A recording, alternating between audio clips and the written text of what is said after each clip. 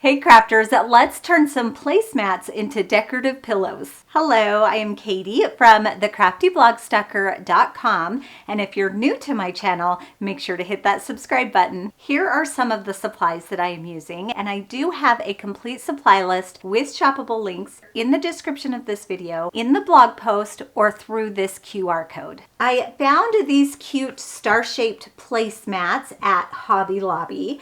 And my very first thought is these would make such cute pillows for the 4th of July. First, I'll take off the tags. I can see where that closing stitch is. So I'm going to take a seam ripper and carefully just pull that up. The tag comes with the string, so that is good. Trim off those strings. So now I have this opening. I've got some polyfill, and I can just start grabbing this in handfuls and shoving it into my soon-to-be pillow. I want to make sure that I push it all the way into those little star arms. I think that looks pretty good. To close the opening, I'm going to take a long strand of matching thread. Thread it into my needle, and I'm going to double up my strands and then tie a knot at the end. Cut off the end. To sew up the hole, I'm going to do a ladder stitch or a blind stitch. I'll start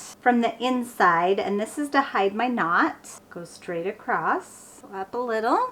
And the important thing to the ladder stitch is to go straight across. I want to keep those stitches right on that fold line where that seam was previously created.